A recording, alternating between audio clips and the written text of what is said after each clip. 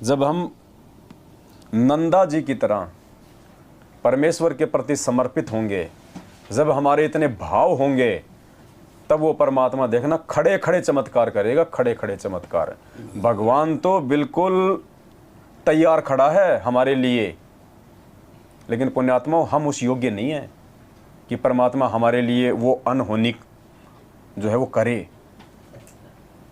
तो ये मौका दिया आज हमें परमात्मा ने। अब हम सभी भाई बहन ध्यान से इस कथा को पढ़ेंगे और फिर इसका निष्कर्ष देखना पुण्यात्माओं, एंड में क्या निकलेगा। भगत नंदा नाई की कथा, पेज नंबर 81। नाई समुदाय में एक महान भगत नंदा जी हुए हैं। नाई को सैन भी कहते हैं। वे परमात्मा की धुन लगन में लगे रहते थे। राजा के निजी नाई थे। जो नंदा जी थे वो किसी राजा के निजी नाई थे। केवल राजा की ही वो हजामत बाल जो है वो बनाया करते थे। प्रतिदिन राजा की हजामत करने, दाढ़ी काटने जाया करते थे। राजा के सिर की मालिश करने भी जाते थे। नंदा भगत जी एक दिन भगवान की भक्ति में इतना मगन हो गया कि उसको ध्यान नहीं रहा कि मैंने राजा की हजामत करने जाना है। नंदा जी परमात्मा की भक्ति में इतने मस्त हो गए, जैसे नामदेव जी थे ना, विट्ठल महाराज के मंदिर के आगे जाके, और वहाँ पे आरती जब वहाँ पे हो रही थी, उस समय वो अपने पैरों की जूतियाँ निकाल के यूँ बजाने लग गए। वो मगन हो गए, उनको पता ही नहीं कि मैं कहाँ मैं पंडितों के बीच में आ गया। जो हम जैसों की तो शकल देखना भी पसंद नहीं करते, मंदिर में प्रवेश करना तो बहुत दूर की बात है। और इतना मगन हो गया कि सबसे आगे जाके खड़ा हो गया और जूतियाँ बजा रहा है। तो नंदा जी की भी यही हालत हो गई। और पुण्यात्मा, जब तक ये हालत हमारी भक्ति पे नहीं होगी, और विशेषकर इस कबीर परमेश्वर सतगुरु रामपाल जी भगवान की वास्तविक भक्ति में, पुण्यात्मा हमारी बात नहीं बनेगी। राजा के सिर की मालिश करने भी जाते थे। भगत नंदा जी एक दिन भगवान की भक्ति में इतना मगन हो गया कि उसको ध्यान नहीं रहा कि मैंने राजा की हजामत करने जाना है। राजा की दाढ़ी बनाने करने जाने का निर्धारित समय था।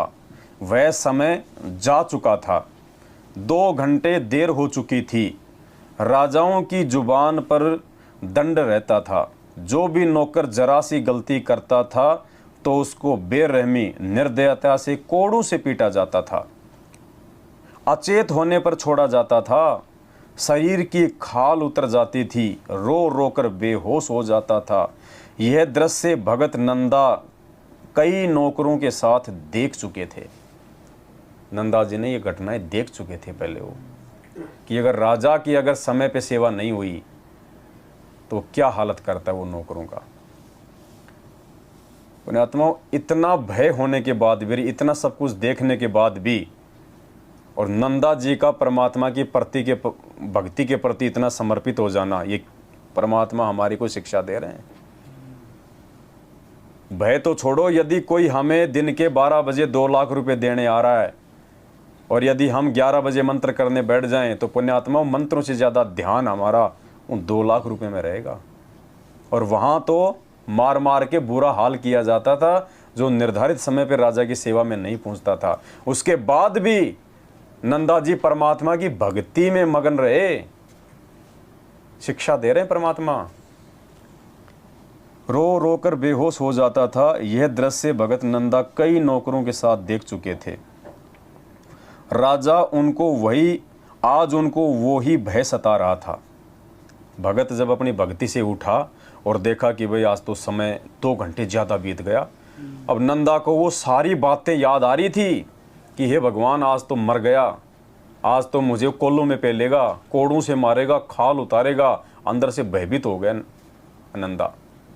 अब देखना पुण्यात्मा, जो उस भगवान की इतनी आत्मीयता से, इतने समर्पित भाव से पूरी दुनिया को बुला के, हर प्रकार की समस्याओं को बुला के, जो अपने सतगुरुदेव जी की भक्ति करता है, उनके मंत्र और आरती करता है, फिर देखना परमात्मा अपने भगत के काम कहाँ पे सारता है। यह दृश्य भगत नंदा कई नौकरों के साथ देख चुके थे। आज उनको वही डर सता रहा था। कांपते कांपते राजा के निवास पर पहुंचे। राजा के पैरों में गिरकर देर से आने की क्षमा याचना करने लगा। कहा कि माई बाप, आगे से कभी गलती नहीं करूँगा। भगत ने देखा कि राजा की दाढ़ी बनाई हुई थी। ने की देखना पुण्यात्माओं, परमात्मा कहते हैं कल पे कारण कौन है, तू कर सेवा निष्काम, मन इच्छा फल देऊंगा जब पड़ेगा मेरे से काम। भगत ने देखा कि राजा की दाढ़ी बनाई हुई थी, सिर में मालिश भी कर रखी थी। भगत सैन को समझने में देर नहीं लगी कि किसी अन्य नाई से हजामत तथा मालिश करवाई गई है। नंदा ने सोचा कि आज तो राजा ने किसी और नाई को बुला लिया और तेरी खैर नहीं। राजा ने पूछा कि हे हजामत करने वाले नाई, आप क्या कर रहे हो? जब वो उसके पैरों में लौट गया, माफ़ी मांग रहा, रो रहा, तो राजा ने कहा कि आप क्या कर रहे हो भाई, आप पागल हो गए हो क्या? भगत नंदा जी ने कहा, महाराज आज मुझे ध्यान नहीं रहा, मैं भूल गया, मैं आपके दाढ़ी बनाने के समय पे नहीं आया। जीवन में पहली वो अंतिम गलती है, कभी नहीं करूँगा।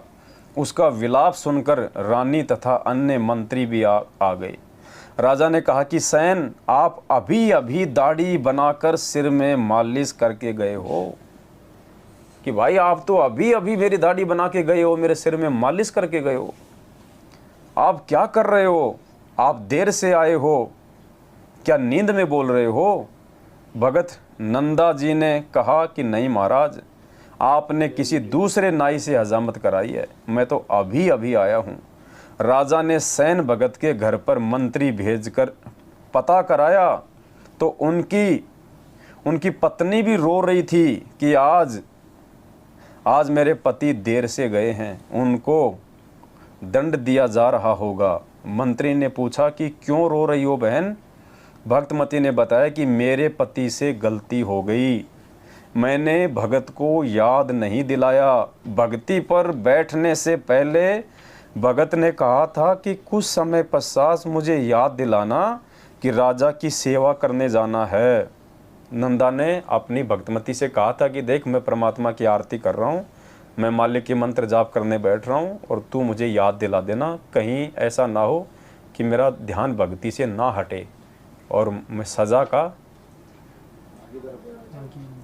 जो है भागीदार बन जाऊँ। मैं अपनी पत्नी को बोल के भक्ति में बैठा था, यानी कितने समर्पित थी वो आत्माएं परमात्मा की भक्ति के प्रति।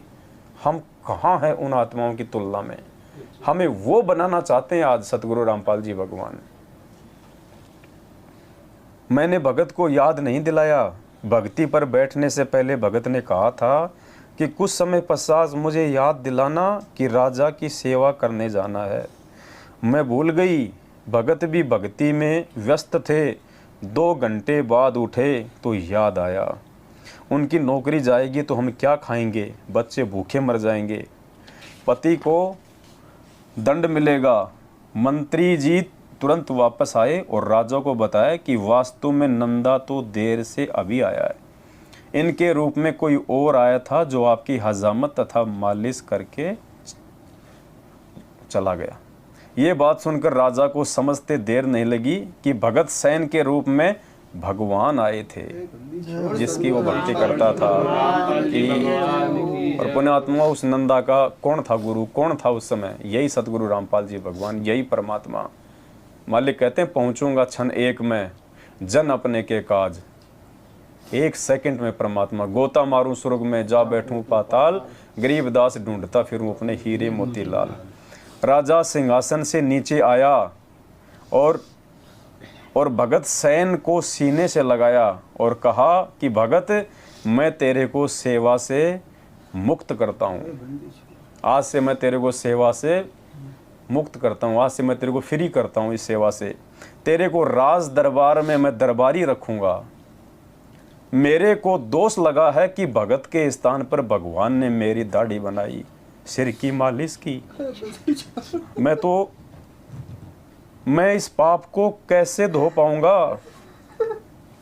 नंदा जी भी समझ गए कि मेरे कारण भगवान को कष्ट, मेरे कारण परमात्मा को कष्ट हुआ तो और जोर जोर से रोने लगे कि हे परवरदिगार, मुझ 2 कौड़ी के दास के कारण आप स्वर्ग छोड़कर हजाम बने, आप नाई बने, मुझे उठा देते भगवान, आपको कष्ट उठाना नहीं पड़ता, मैं समय पे आ जाता।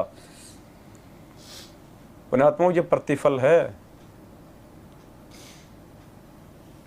हमें परमात्मा समझाना चाह रहा है कि मूर्खों, भगवान में कोई बदलाव नहीं आया। परमात्मा नंदा का भी वही था, परमात्मा तुम्हारा भी वही है। अगर बदलाव है तो तुम्हारे अपने विचारों में, तुम्हारे अपने विश्वास में है।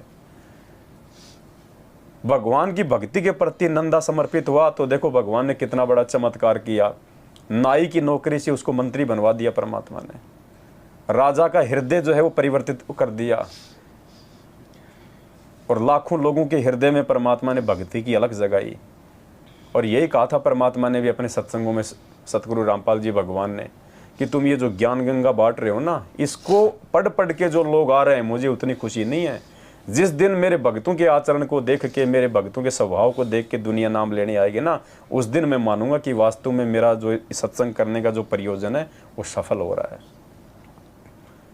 तो पुण्यात्माओं, जब तक हम इस भाव से उस परमेश्वर की भक्ति पे नहीं लगेंगे, जब तक हम इतना बदलाव और इतना समर्पण और अपनी रोजी रोटी से ज़्यादा इस परमात्मा की भक्ति को यदि हम प्रथम स्थान पे नहीं रखेंगे, पुण्यात्माओं, हम भक्ति के आसपास भी नहीं हैं।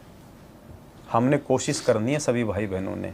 ये बदलाव की प्रक्रिया हमारे को अपने से स्टार्ट करनी पड़ेगी, कोशिश करनी पड़ेगी हमने। हम आधे घंटा लेट निकल जाएंगे अपने धंधे पे, या आधे घंटा हम लोग जल्दी उठेंगे, लेकिन सबसे पहले परमात्मा की भक्ति। और देखो मालिक ने कितनी बड़ी मेहर की, उसी दिशा में परमात्मा अपने बच्चों को लेके जा रहे हैं। परमात्मा ने ऑडियो वीडियो से आरती हमारे से बिल्कुल बंद करवा दी। भक्ति बोध से हम आरती करते हैं ताकि हमारा वाणियों पे ध्यान रहे। परमात्मा के सम्मान में हम खड़े होकर आरती करते हैं। ठीक है, कोई बुजुर्ग है, कोई बीमार है, वो बैठ सकता है, वो लेट भी सकता है, लेकिन परमात्मा ने भक्ति की वास्तविक जो पद्धति है वो अपने सत्सेवक बच्चों से शुरू करवाई है। और भक्ति में ये भाव पुण्यात्मा हमारे उस समय तक नहीं बन सकते जब तक सबसे पहले हम भगवान की पहचान ना कर लें। तो अभी तक तो 90% संगत सत्सेवकों को छोड़ के भगवान को ही नहीं पहचान पाई है। आँखों के सामने भगवान और दाढ़ी मूछ वाली फ़ोटो का प्रगट दिवस मनाने हम 14 जून को उन फर्जी आश्रमों में जा रहे हैं। हम भगवान के गाल पे तमाचा मार रहे हैं पुण्यात्माओं। इतने बड़े हम दोषी हो रहे हैं भगवान के। भगवान के सामने हम भगवान को ना पहचानने की हम नौटंकी कर रहे हैं। कागज के टुकड़े को भगवान और जिंदा को हम लोग जो है वो ठुकरा रहे हैं। पुण्यात्माओं, इससे बड़ा दोष नहीं हो सकता।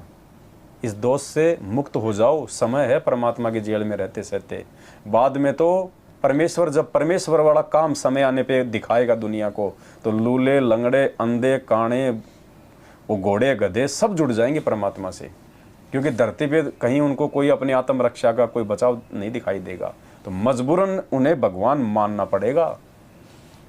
लेकिन गुरुजी को भगवान मानना उनकी जेल में रहते सहते मानना है। असल में उनको परमात्मा मानना उनके जेल में रहते सहते मानना है। तो आज उनके जेल में रहते सहते यदि कोई वास्तव में उनको परमात्मा मान रहा है, उनकी भक्ति पे लगा हुआ है, तो पुण्यात्मा ये सत्सेवक भाई बहन हैं जिन्होंने अपने घरों से उस फोटो को बाहर कर दिया है, दाढ़ी मूछ वाली को, अपने दरबार से उस फोटो को बाहर कर दिया है, और आज अपने गुरु को ही अपना इष्ट मान के, अपना परमात्मा मान के, जो सत्संगों में परमात्मा ने सब कुछ साबित किया हुआ है। तो पुण्यात्मा ये सौभाग्य है। अगर इसी जन्म में सतलोक जाना, इसी जन्म में आपको साथ संगति से जुड़ना पड़ेगा। दुनिया में दूसरा कोई मंच है ही नहीं, और कोई तरीका भगवान ने छोड़ा ही नहीं। खुद जेल में जाके बैठ गया। मैनेजमेंट के कुकर्म आपके सामने हैं। ये शुद्धिकरण केवल साथ संगतियों में हो रहा और कहीं नहीं हो रहा। इस दुनिया में भगत बनने की प्रोसीजर केवल साथ संगतियों से शुरू है और दुनिया में कहीं नहीं है। तो हम सभी भाई बहनों की आप सभी से ये विनती है, ये प्रार्थना है, पुण्यात्माओं, समय रहते साथ संगतियों से जुड़ो। बहुत बड़ा मौका है, परमात्मा धरती पे है, और ये दाव यदि चूक गए तो पुण्यात्माओं दोबारा ये मौका नहीं मिलेगा।